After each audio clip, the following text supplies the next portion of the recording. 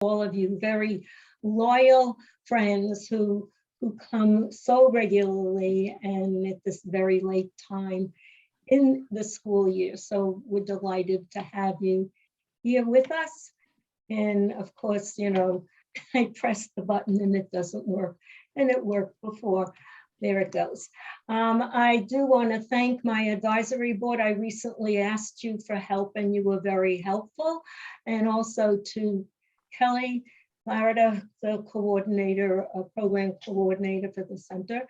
I want to thank many of our vendors who have been so wonderful to give us door prizes. Of course, we give out 5 door prizes, and this will be for next year. The names are up there: the Collaborative Classroom, Book Source, Heinemann Rosen Classroom, Sundance, Newbridge, Blue Star Education, Alive Studios, Footsteps to Brilliance, Benchmark, iStation, Letterland, and Alliance for Young Artists and Writers. Thank you for giving us our door prizes, and there will be some more prizes along the way you'll hear about. I'm just going to say a few words about children's literature. It's always been my love, regardless of the type of book that it might be, and we have learned along the way that we need to share multiple genres of children's literature with our children, whether it's a series books, and you know, we all fall in love with them. In An Old House in Paris, with 12 little girls and 2 straight lines. In 2 straight lines, they broke their bread and brushed their teeth and went to bed. And I can see Joanne smiling because we just love, I meant what it said and it said what I meant, and Elephant's faithful 100%. Let's mute, folks. Thank you. Also, there's poetry and there's magazines and wonderful classics. Poetry, I don't think we use enough. You can recite this one with me and it will make you smile. It's written by Brod Baggett. What child would not love Booger Love? I love this little booger, all shiny green and black. You can hold it for a minute, but I want my booger back. It stays right where I put it. It sure knows how to stick. And if it gets too dry, it just needs a little lick. I can hold it on my finger. I can flick it in the air. I can stick it underneath the desk or underneath the chair. I can make a ball and roll it just to see which way it goes. I love this little booger anywhere except inside my nose. Now, wouldn't a struggling reader love and be able to read that? And of course, we know Leo couldn't do anything right. He couldn't read, he couldn't write, he couldn't draw pictures, and he was a sloppy reader. What's the matter with Leo, said Leo's father. Nothing, said Leo's mother. Leo is just a late bloomer. So Leo's father watched Leo all day for signs of blooming, and he didn't, or all night for signs of blooming, and he didn't. What's the matter with Leo, said Leo's father. Nothing, said Leo's mother. Leo is just a late bloomer, and watch bloomers won't bloom. So Leo's father watched television instead, just sort of. Winter came and he didn't bloom, and spring came and he didn't bloom, but one day in his own good time, he did bloom, and he could read, and he could write, and he could draw pictures, and he wasn't a sloppy eater anymore. You see, his teacher started guided reading and strategy groups and vocabulary and comprehension and reading wonderful children's literature. So Leo could now do all these things, and he said, I made it. There's a piece of children's literature for everything. We are beginning to coach again. Please give us a call. We have wonderful expert people to help improve classroom, and we do SEL as well as social justice and equity issues. We still have our Rutgers Reading Club, which we've been doing virtually, but doesn't work as well as it would in person, and our children do well, and it's an intervention program. And we have been doing a load of virtual tutoring. If you're interested in your school district or actually even in person, please be in touch if you're interested in actually being a tutor or a coach, because I need additional experts on my team. Also, Rutgers Reading Specialist program is a double certification in reading specialist and supervisor. So join us for some wonderful instructors and information. Well, we have a lineup for next year. You'll be getting information soon. I'm going to start with 2 webinars so teachers can get organized, but they're wonderful people, Nancy Frey and Gloria Ladson-Billings. And then in person, Kelly Gallagher. He was one of the canceled people last year. And then in person, Ernest Morel. And then in person, Chris Tavani. And then Sarah Ahmad, Wiley Blevins, Kathy Gaines.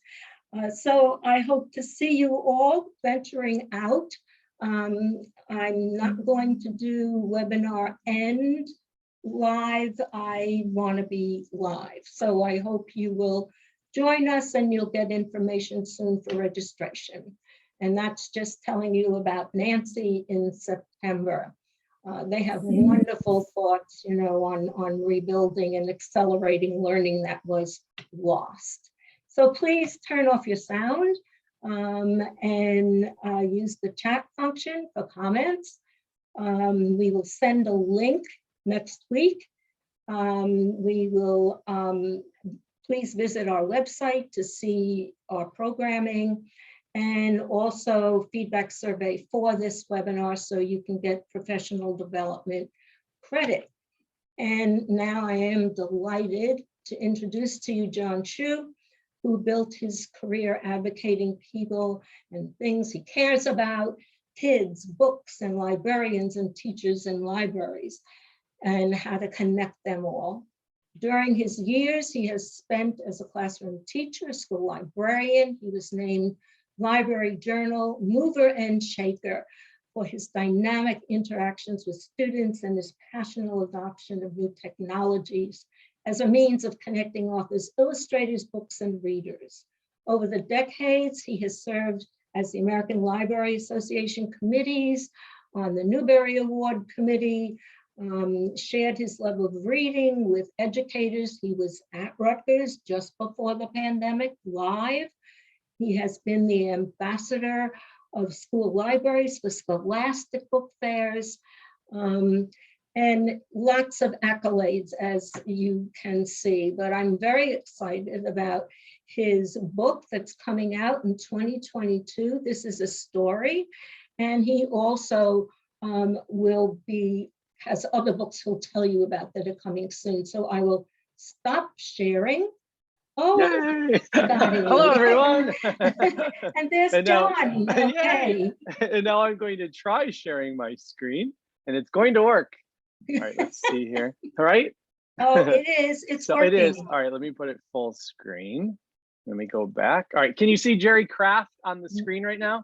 Yes. Yay! Because we didn't test it. We didn't want to take down what was previously there. But thank you so much for that wonderful introduction and for all of the books that you shared. Now, I love giving away books. It's much, much harder to give away books in a virtual setting, but I will give away some books throughout. And I always love to start every presentation by giving away the current year's Newbery Medal winning book and the current year's Caldecott winning book. So we will start with this year's Newbery Medal winning book, When You Trap a Tiger by Tay Keller, which is a celebration of stories. It's a celebration of family. And when I interviewed her the week after she won the 2021 John Newbery Medal, I asked her to finish the sentence starter, school librarians ...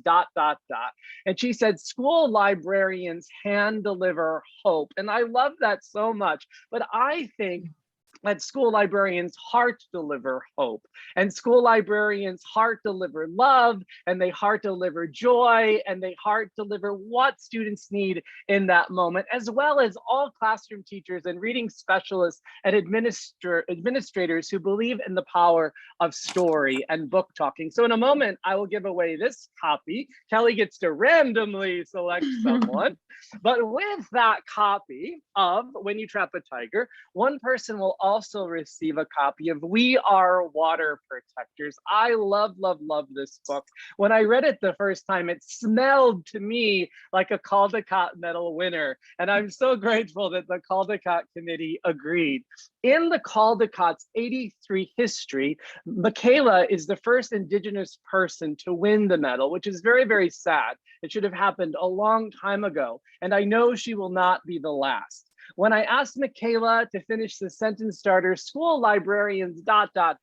she said, school librarians are like a home away from home, which is so true. So now you've been entered into a random drawing, and Kelly gets to randomly select a heart to receive those two books, and I will mail them to one of you tomorrow, and hopefully they'll arrive super, super fast. So I live in Naperville, Illinois. I live 815 miles from the New Brunswick campus, to be precise. I am in my home where I've been trapped for 15 months.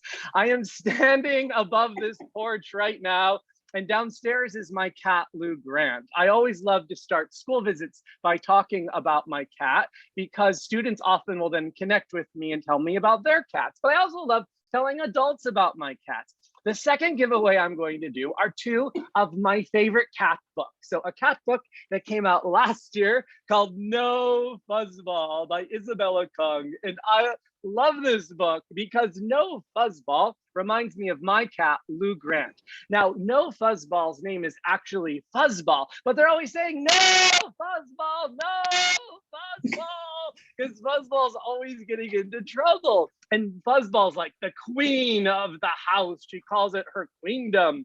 And her family goes on vacation, and she's very, very upset that they're away. So she starts to reconsider maybe some of her behaviors. So in a moment, one of you will be entered into a drawing to receive this book.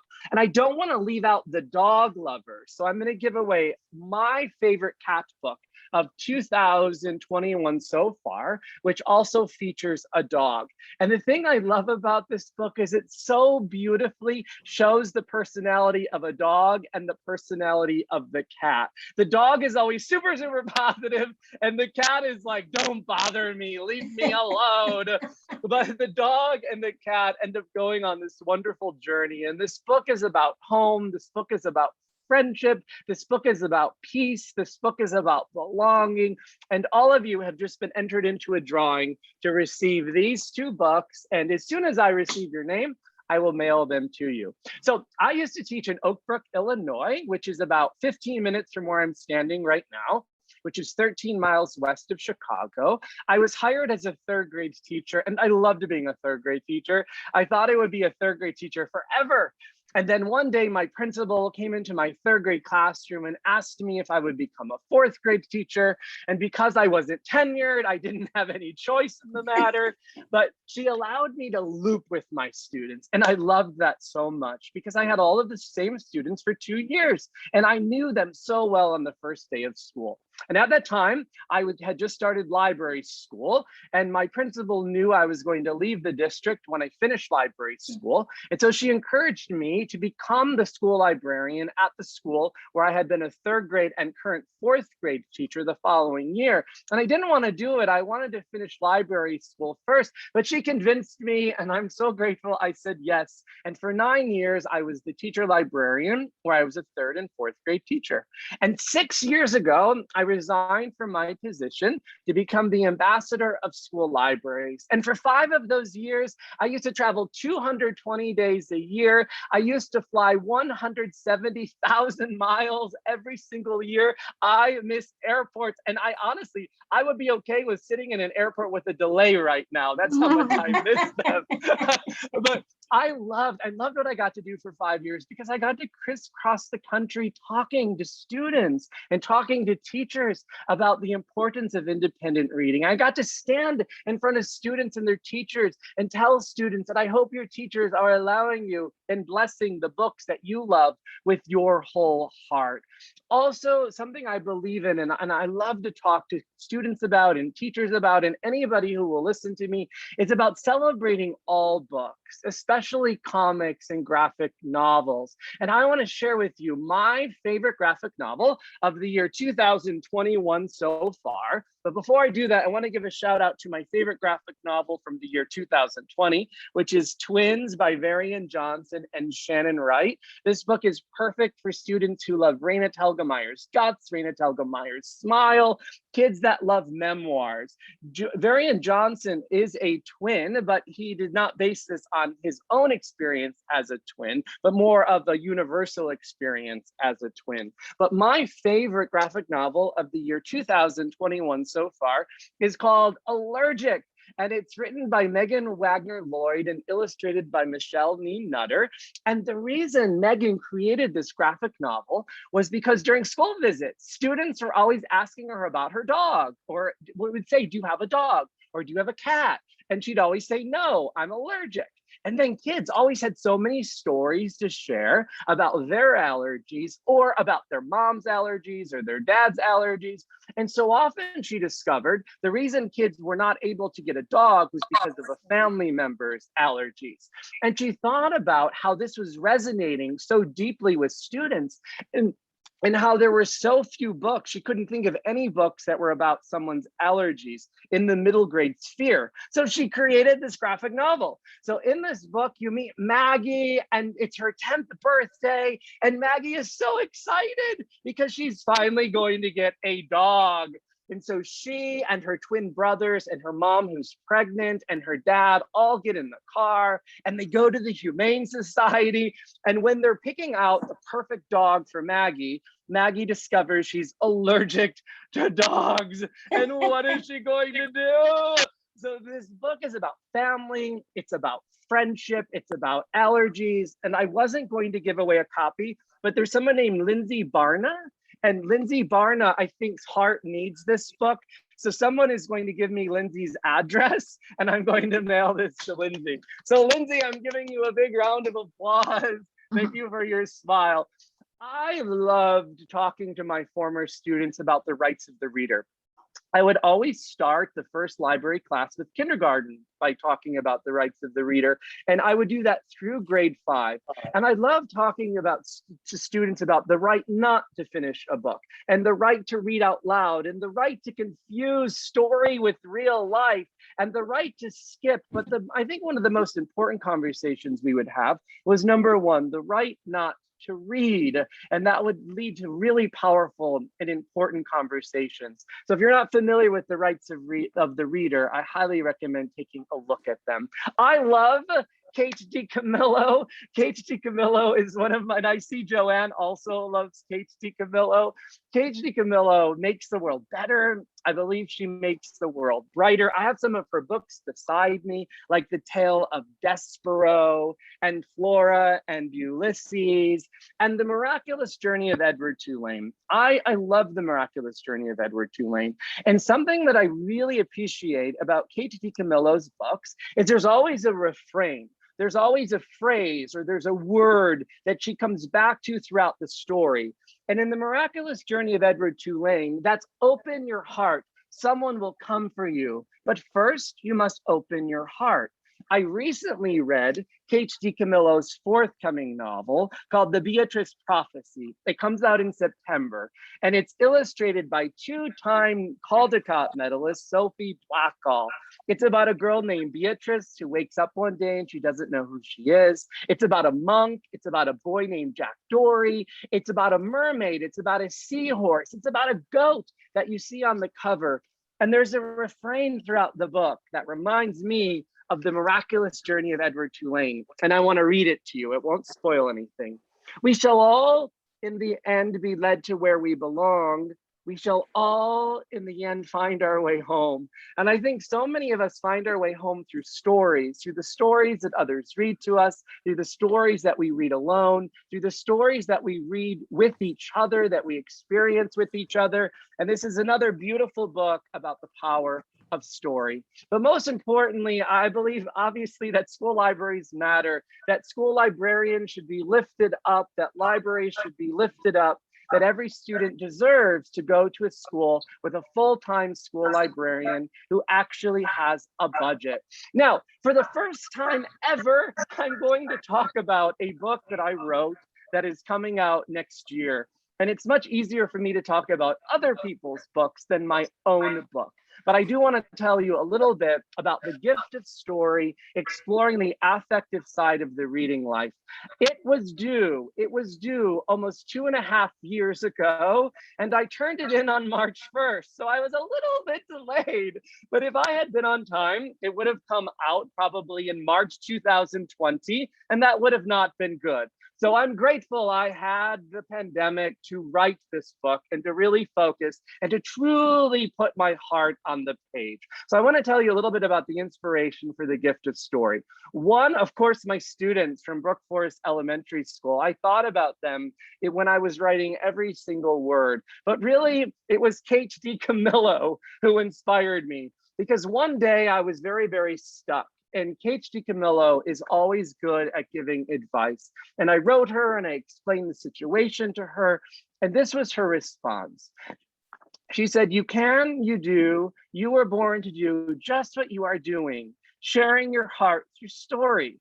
And I realized that through this message, Kate DiCamillo wrote my philosophy of education. She wrote my philosophy of life, that every day I think about ways that I'm going to share my heart through story, but more importantly, I want others to share their hearts through story with me. But what does that mean? What does it mean to share your heart through story? That was the central question that I posed to myself when I sat down to start this book 4 years ago. The second was I started to think about how we all define story differently. The way Dr. Morrow defines story is probably different from how I define story. The way Lindsay defines story is probably different from how Kelly defines story. The way Kelly defines story is probably different from how Joanne defines story. So I started to ask authors and illustrators and educators and your students to finish the sentence starter, story is, to see how they themselves define story. And I'd like to share two of them with you. The first is by Newbery medalist Catherine Applegate, who is the author of my favorite book, my heartprint book, my touchstone book, my forever book called The One and Only Ivan.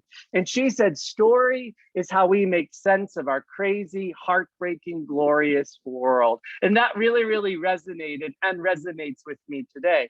The second is by a third grade teacher and a graphic novelist. And he said, story is about pacing. I like to think of narrative as a series of beats. With comics, the beats are both verbal and visual. And when I read that, I was like, I don't really understand what he's saying. Like that didn't resonate as much with me. And so because of those two very different responses that I received on the same day, I created a Venn diagram to help me, all right? And this is the Venn diagram, hopefully it will work, that I created. On one side, I put academic elements of story, and on the other side, I put affective elements of story. And I realized from their two responses, the overlap is when you share your heart through story. And so I placed theirs in the appropriate places. And when I looked at a lot of professional books, I saw that way more focused on the academic elements of story. But what I really care about is the heart more than anything. And so thankfully, Stenhouse allowed me to write a book that's just like all heart driven.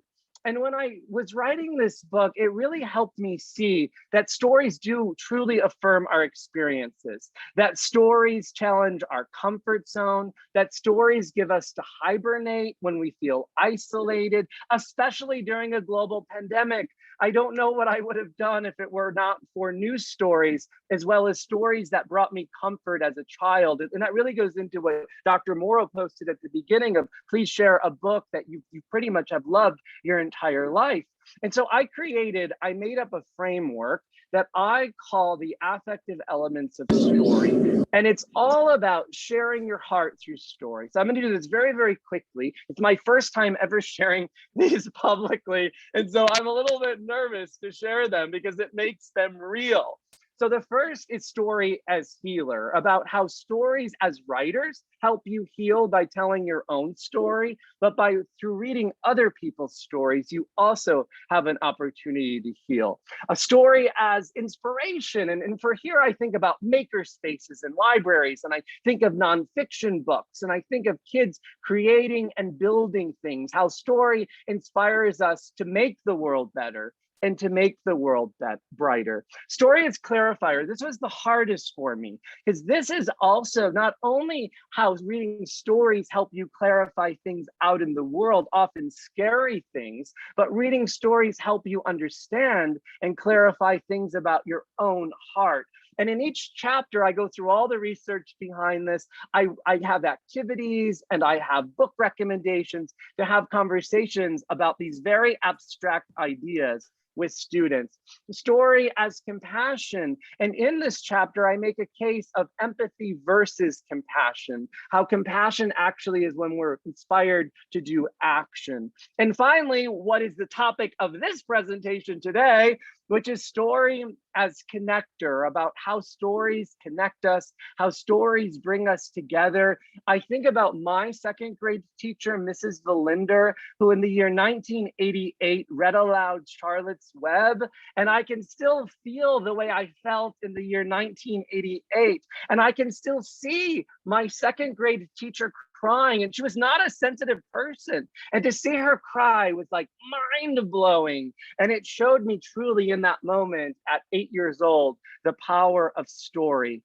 In each chapter, there's a section called From the Heart to the Classroom. And I want to talk about some of the ideas that I share in the Story as Connector chapter.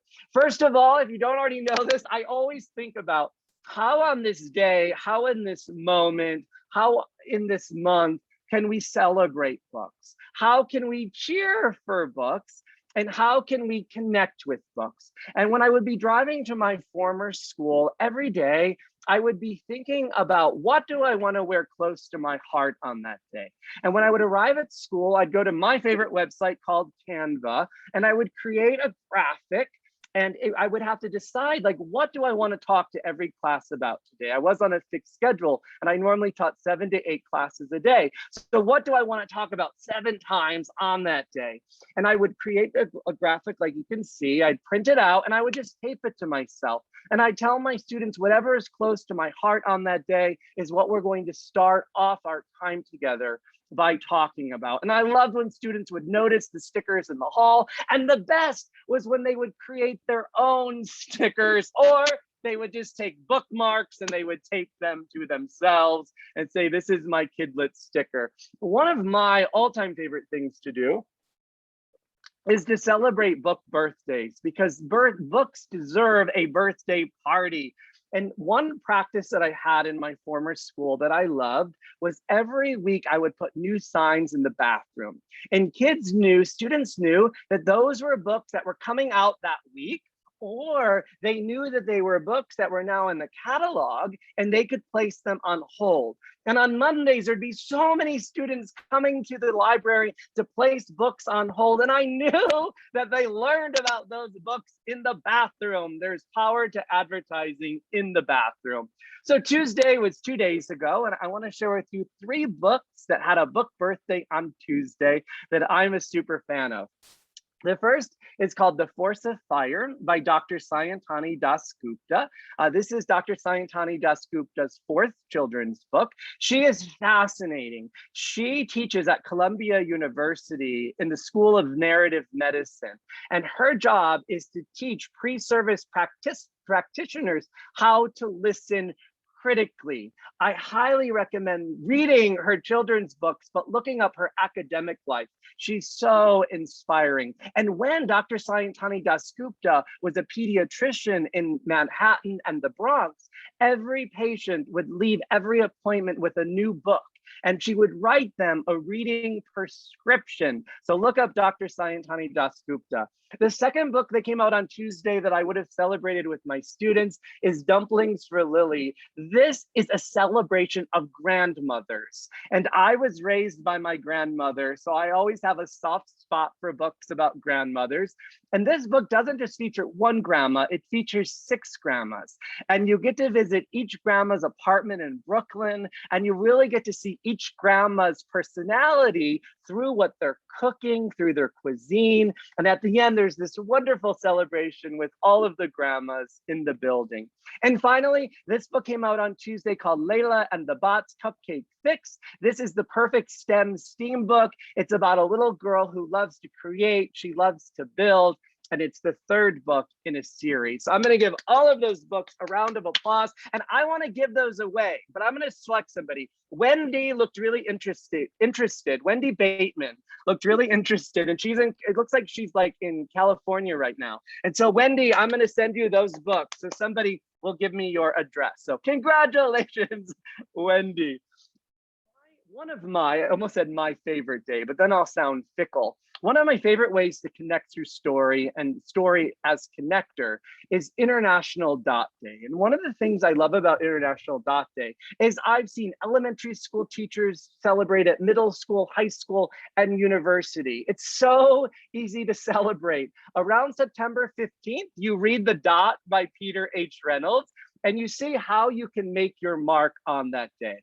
In my former school library, we would read The Dot and we would eat dots and we would go on nature walks looking for dots and we would draw dots, and everything that we would do on that day or throughout that week was centered around Peter H. Reynolds' The Dot. Then on the last day of our celebration, or in the afternoon, we would read Ish by Peter H. Reynolds, and we would conclude with Sky Color. And together they're his creativity trilogy. My favorite, again being fickle, my favorite month is truly Picture Book Month. And Picture Book Month is every November. I know this says 2016, but they no longer update the calendars. But there are enough examples on there from previous years to create your own or to use an old calendar as inspiration. But I loved doing Picture Book Month because I only celebrated it with grades 3 through 6. Oh, 3 through 5, I mean. I celebrated it with the grades where students sometimes had teachers who did not allow them to check out picture books anymore, who looked down upon picture books. And this was my way of showing students and convincing students and trying to convince teachers that picture books are for all ages. I love when high school teachers use picture books because so often students can finally read that picture book by themselves, and then we take it away from them. I always think of Patricia Polacco's books, which I think are much better for 4th and 5th grade than below that.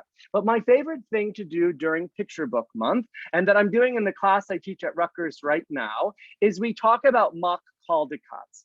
And every year I would select 20 picture books that I wanted my students to know really, really well, that I wanted them to evaluate deeply, looking at the Caldecott criteria. And I wanted them to create a defense for the book that they thought was truly the most distinguished. So the books you see on the slide right now were 8 of my books from last year, which you can see I had We Are Water Protectors on my mock list.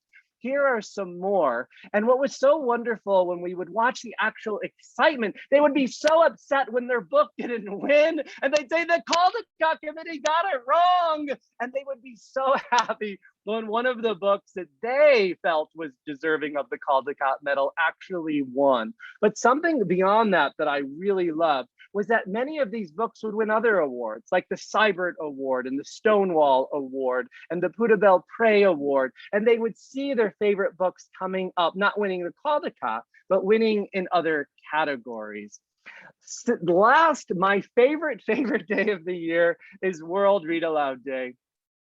Always in the first week of February. And this year, in the year 2021, I read aloud Chicken Little with some classes. And Chicken Little is the perfect book to talk about looking at your sources critically and not believing everything that you hear. And it pairs really beautifully with Jennifer Lagarde's book, Fact versus Fiction. Jennifer teaches at Rutgers as well. And so if you're not familiar with Chicken Little, please check it out. This year, I also, with many classes, read aloud Bun Bun and Bon Bon, because I wanted to read aloud a book with students that would just make us laugh, and a book that was truly joy on the page. And I would love tonight to read aloud the first chapter, but I need a volunteer. And if you are the volunteer selected, you'll receive both books. You'll receive book 1 and book 2. So who would like to read aloud with me? I'm going to let Kelly select someone because I can't see anyone other than Wendy. Okay. Let me see, John. I'm sorry here. Let's see. How about Molly? Molly! Molly Molly, when you turn your sound on, I hopefully will Okay, be able to I'm see on. you. Oh, hi, Molly. How are you? Hey, I'm all right, John. How are you? I'm well. I'm having fun celebrating book. What if it was something I said, no, I'm miserable. That would have been bad. So Molly, where do you live? I live in Somerville, New Jersey. They're going to say Somerville. Well, that sounds lovely, but I've only been to Somerville, Massachusetts. I've been Which to is Somerville, yeah, Massachusetts. which is home of Candlewick Press, which is why I've been there. So this is what we're going to do, Molly. We're going to Yes. do a reader's theater, and I'm going to play the role of Bun Bun the rabbit, and you're Okay. going to play the role of Bon Bon the bonbon. And if I were in a school right now reading this with students, I would have all the students play the role of Bon Bon, and I would play the role of Bun Bun. And obviously, we did not practice this. No, So obviously first, not. Good first thing of I all, teach kindergarten and don't mind. oh, yeah, this is perfect for kindergarten. Oh, so Molly, there's only really, this is gonna not sound kind because I meet a lot. One of the, I almost said the only thing. The thing I miss most about teaching kindergarten is reading aloud Mercy Watson. I love the Mercy. Have you read aloud the Mercy Watson books with your students? I have not, so I'm going Okay, to. I'll send you one then. So Oh. in addition to sending you these, I'm going to send you a Mercy Watson You're book the published best. in Somerville, Massachusetts. Okay. So here we go. Chapter. Oh, this is what I was going to say. This book is dedicated to Dave Pilkey. When Bun Bun met Bon Bon. Bun Bun had it all. A delightful Bun Bun nose, a winning Bun Bun smile, a ridiculously cute Bun Bun tail, and not one, but two adorable Bun Bun ears. But there was one thing Bun Bun didn't have. Bun Bun didn't have a friend. Oh, poor Bun Bun. And so Bun Bun goes out and says, hello, leaf. Hello, clouds.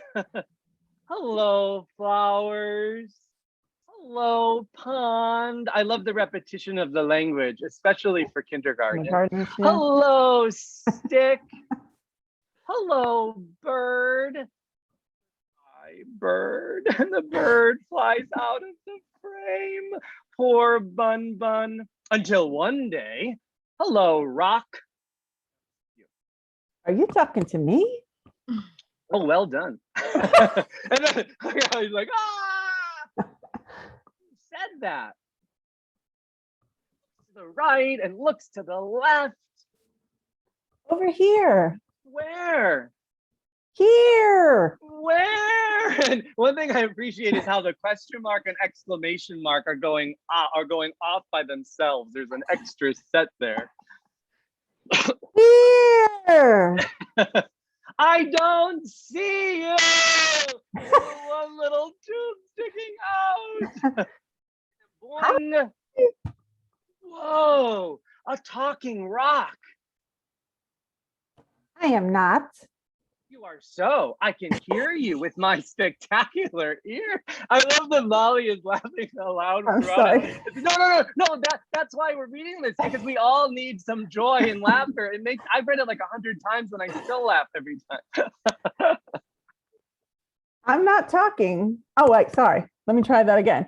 I'm talking, but I'm not a rock. That was a really good strategy there. Can't you tell? Oh, look at the one little tear going down. I have a purple candy shell, a sugary candy body, and not one, but two sparkling candy eyes. Oh, my carrots, a talking candy.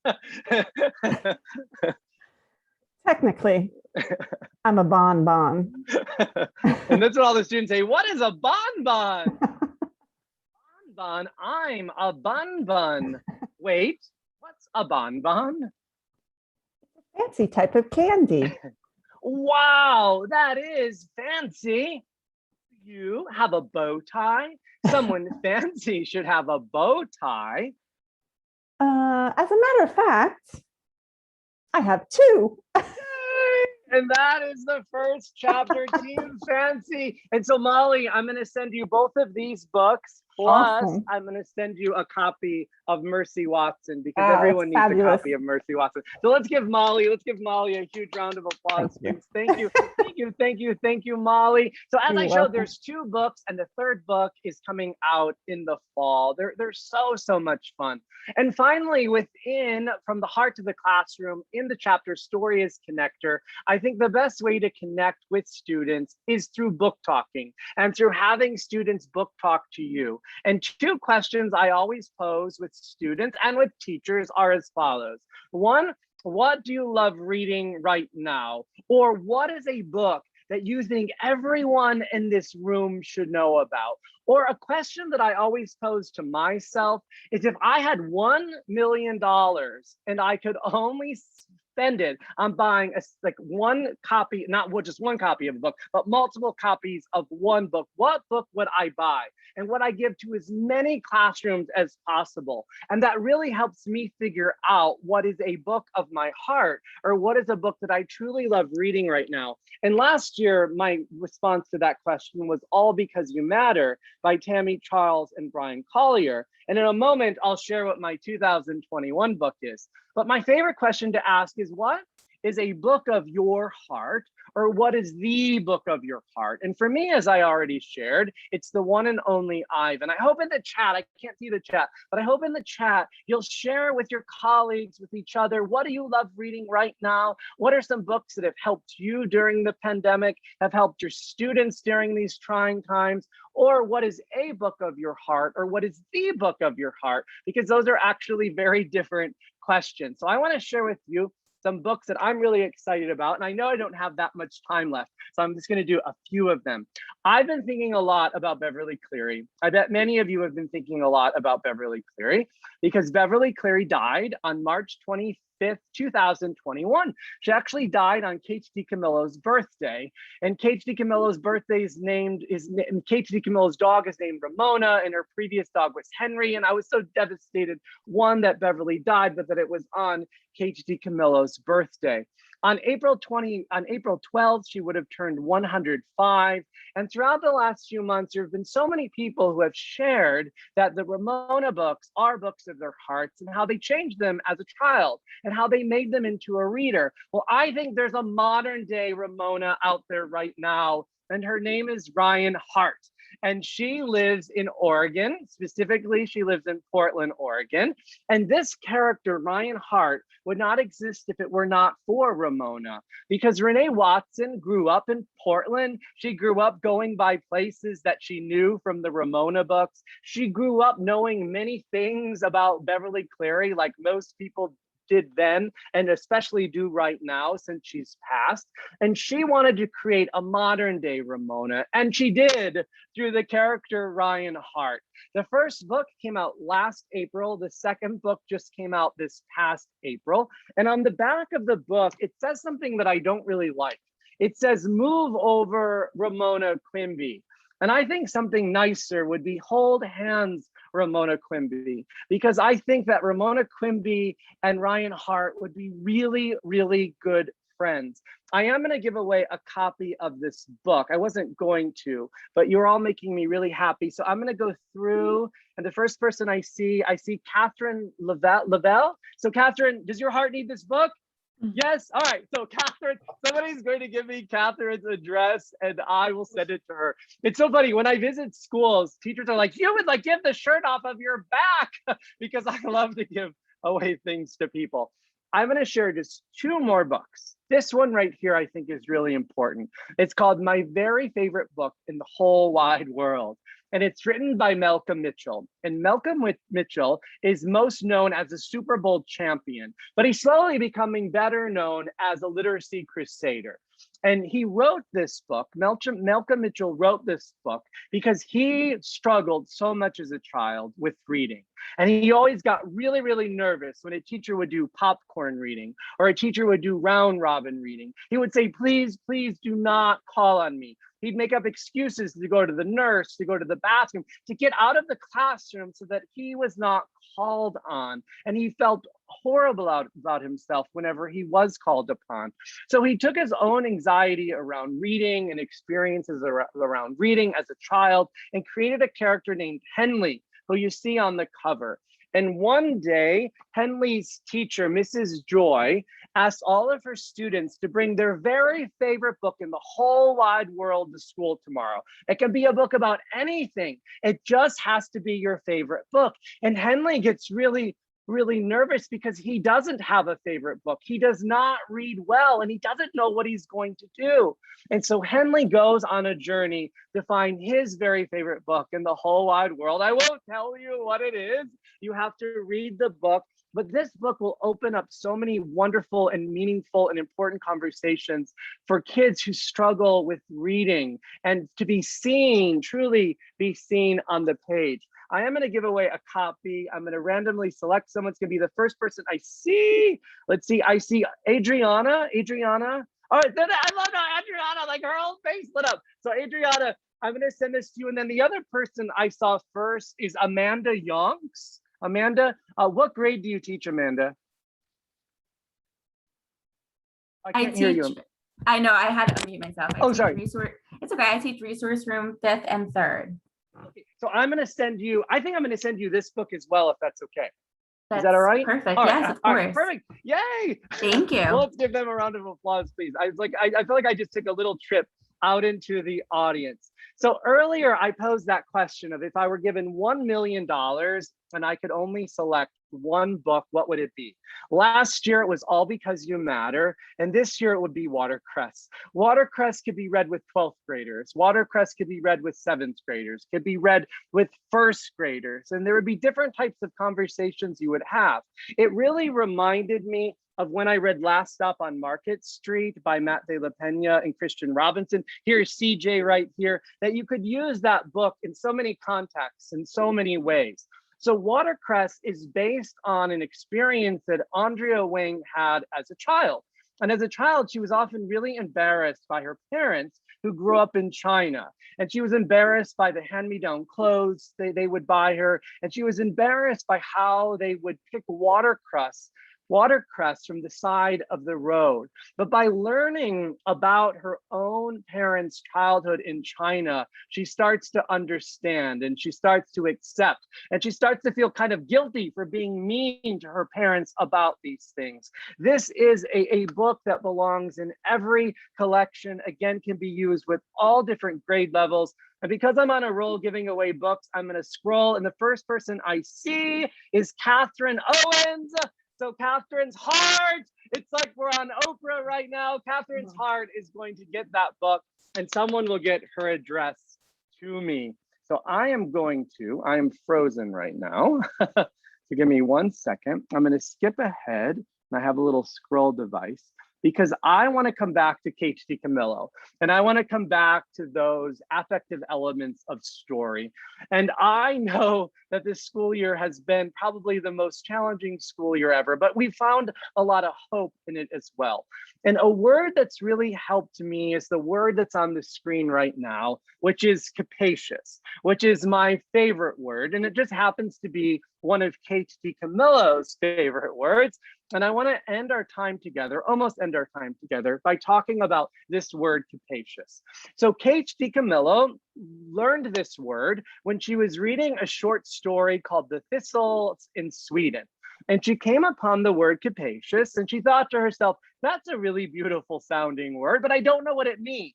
And so she got up and she went over to her bookshelf and she got her dictionary off of the shelf, and she looked up the definition of the word capacious. And when she learned that definition, her heart became more capacious. She could feel the definition inside of her. And she thought that was so peculiar. And she thought that word was so powerful. And so she took the word capacious and she put it in her pocket like a pebble. And every so often, when Kate DiCamillo was writing, she writes 5 days a week, 2 pages every single day. She starts writing every day, Monday through Friday at 5:30 a.m. before her inner critic is too loud and she stops herself. She edits in the afternoon when that critic is loud and she can listen to it and not be prohibited because of it. And so anyway, she'd be in the dark usually, and she'd hold it up to her lamp. She'd hold that word capacious up to her lamp, and she would admire it. And she'd say, nope, I'm not ready to use you yet in my own writing. And so she'd take the word capacious and she'd put it back in her pocket.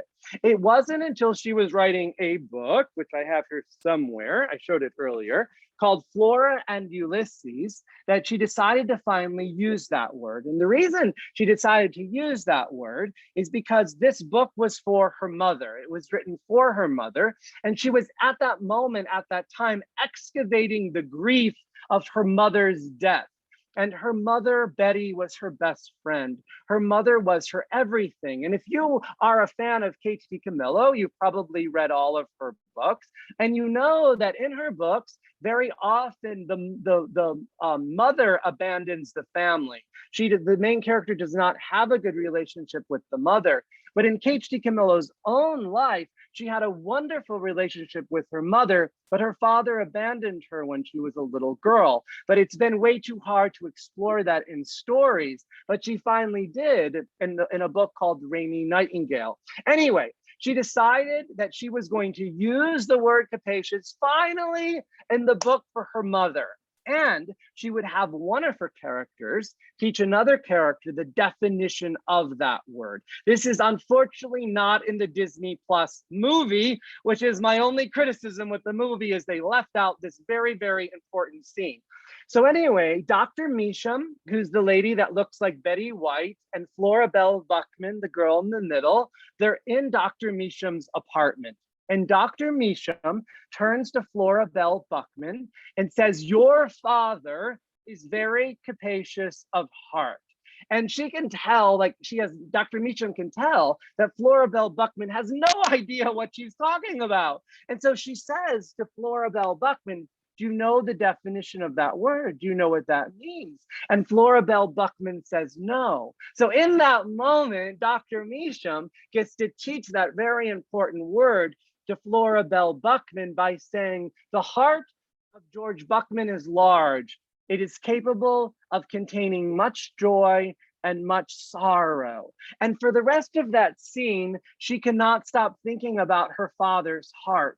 So in the next scene, she turns to her father, and I want to show on my phone, you can't really see it, but that has been my background. That image has been the background on my phone since the year 2013. Whenever I look at my phone, that's the image that I see. And where I'm standing right now, there are two things that I can see that I want to show you since I'm in my home office. I have an original Eric Carle. As you know, Eric Carle died last week. I have an original Eric Carle that I can always see. And then I can always see the original drawing. I own the original. And I look at them always before a presentation and during a presentation and during very boring and laborious Zoom meetings. I look at them and they remind me of that word capacious, and they give me strength.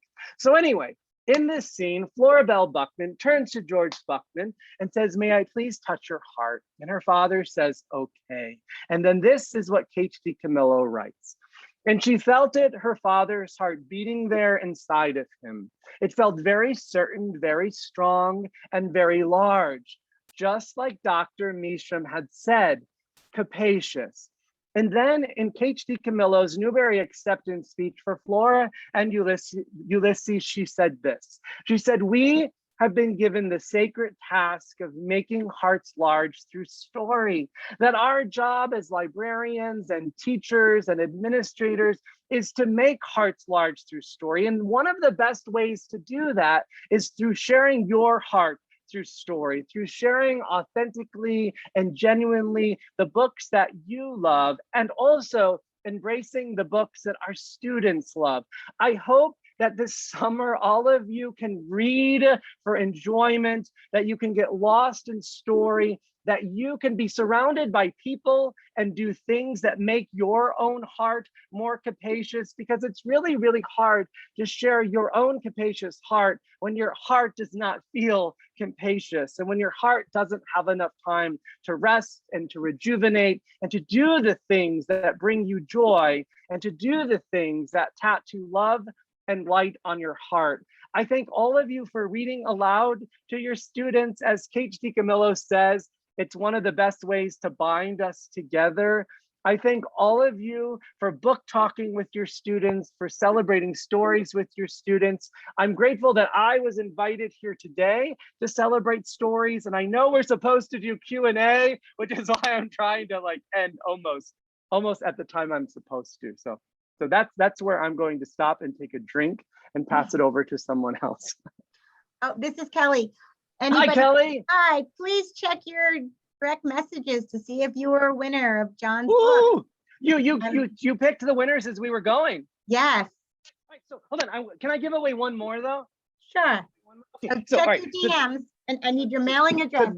This is one I'll randomly pick. So Wishes is also a picture book that could be used with all age groups. So Wishes is only 76 words, 76 powerful words. It's a true story. It's a refugee story. It's a book that's been getting a lot of buzz. I do predict it might win the 2022 Caldecott Medal, but I'm going to look out into the audience and I'm going to find a heart that I think needs this book more than anyone else. And I'm feeling Beth Willoughby needs this book. So Beth, you just won a copy of Wishes.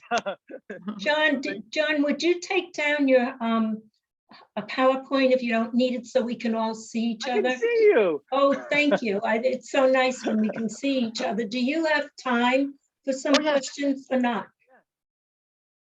Do you have a little time for questions? Oh yeah, I have time. Oh, good. First of all, you have to read the chat box because everybody is crying and laughing and exploding, writing names of books, and I feel very much like that as well.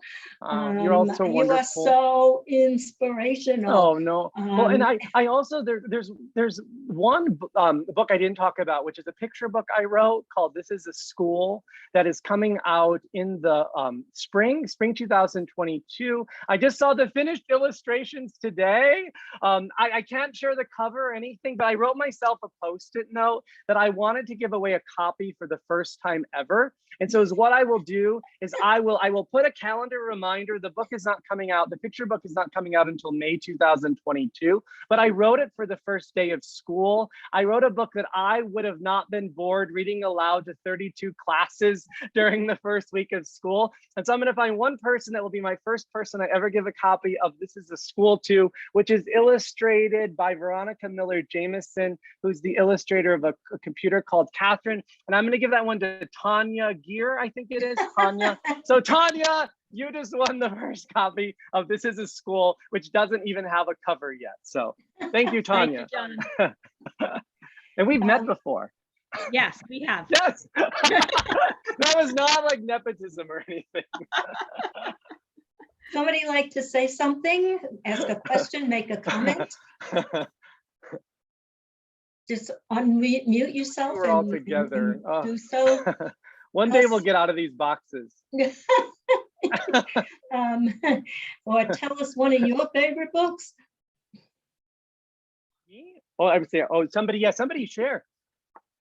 Actually, if there's somebody who's at middle school, I'll give you my favorite more middle grade book, which is called Starfish. It's written in verse.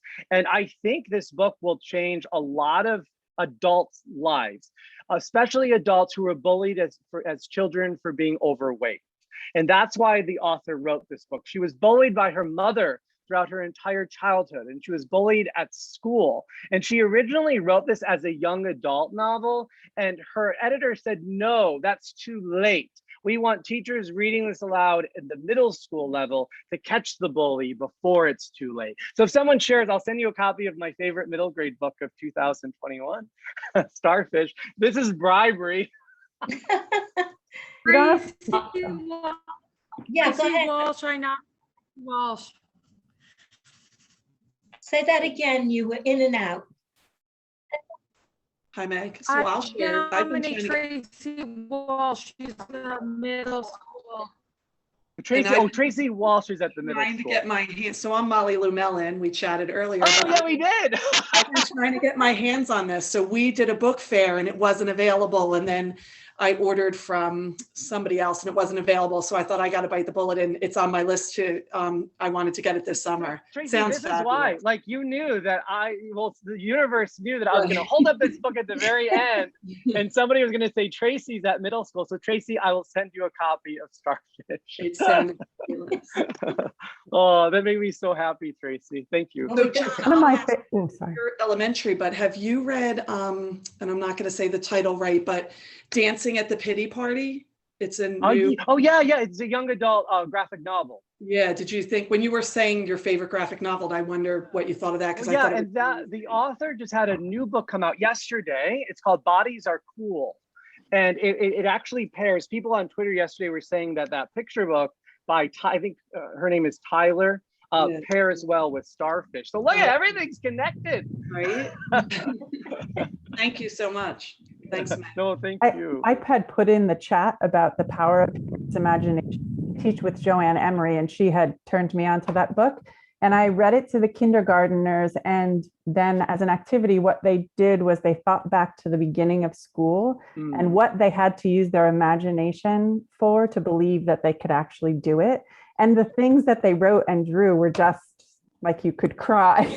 It's called The Power of Of Imagination. the power of Henry's imagination. You put that in the chat at the beginning. Yeah, it's a great, it was just like one little thank girl you. said she's shy and she didn't think she would be able to, like, I'll cry. She didn't think she was gonna be able to make friends, and now she knows she can. Oh, It was just amazing. Oh, thank you. And that all came out of a story, which is so powerful. Yeah, it was great. Oh, thank you, Molly. Thank you. Well, nobody wants to go because I think they might get a book if they stay. Bribery! I'm surrounded by books. Thank you so much. Delightful, informational, just every wonderful adjective that you could think of, making you feel really good.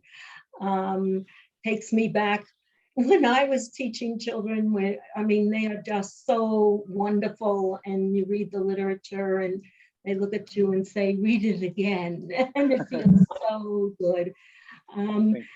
I want to thank all of you for coming throughout the year. I hope you will join us next year and that we can revive the excitement of in-person. Yes. Wonderful, but I have to tell you, in person, the motivation, the excitement in the room, the networking, the food, the person who's speaking like John is really there, and signing books and, in a college environment.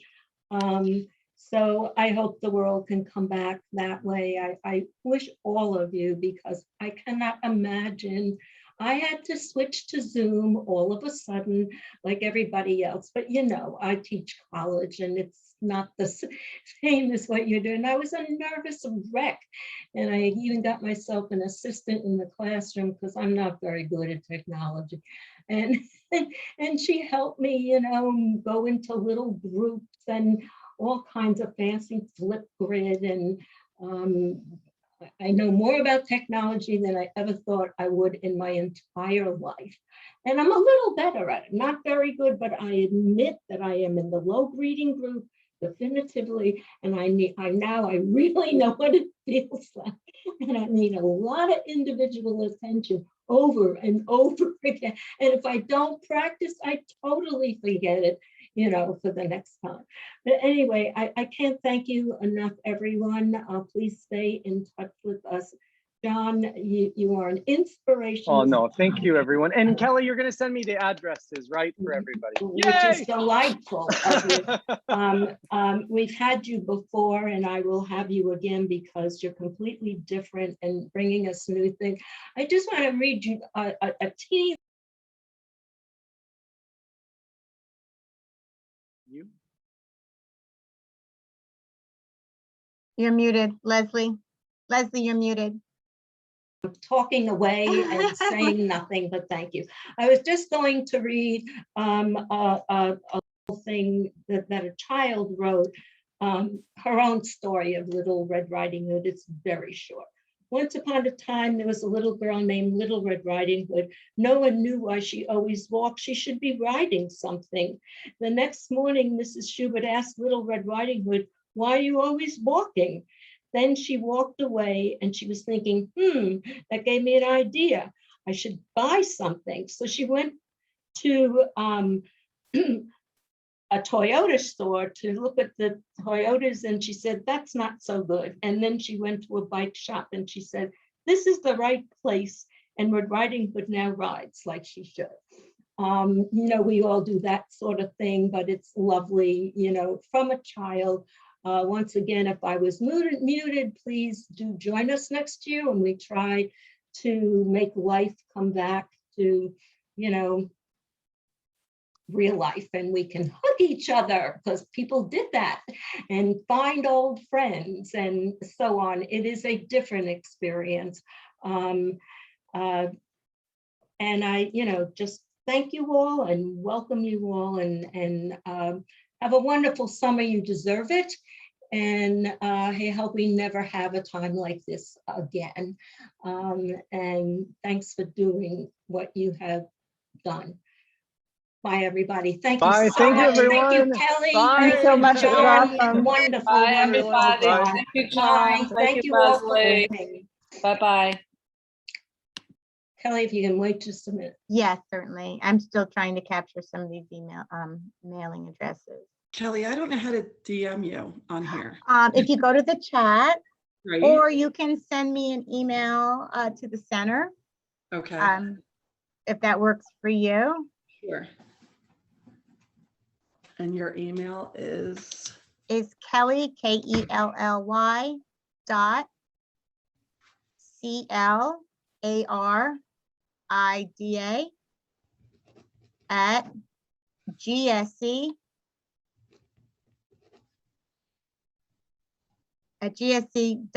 gsc.rutgers.edu. Okay, thank you. You're welcome. Thank you for coming, Tracy. We hope Thank to see you. you again. Bye. Thanks.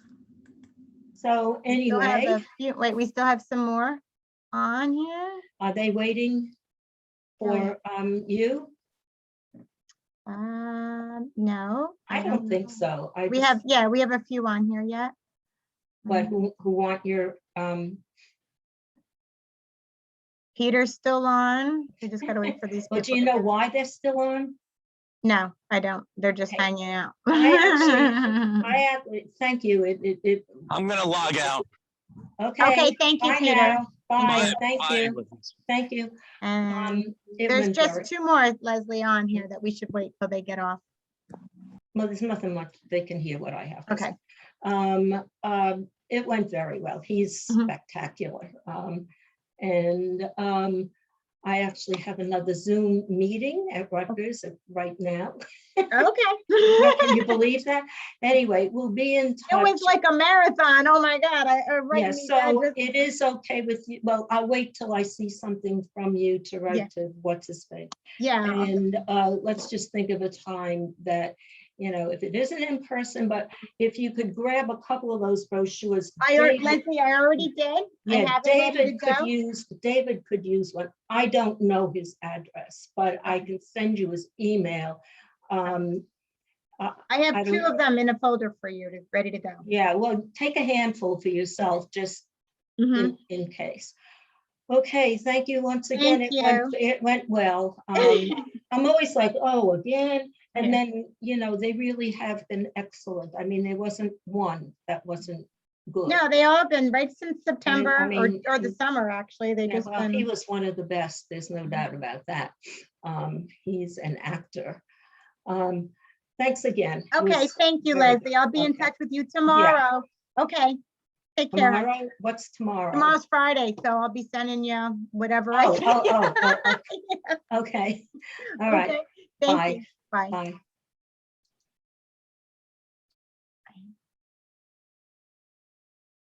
Mm.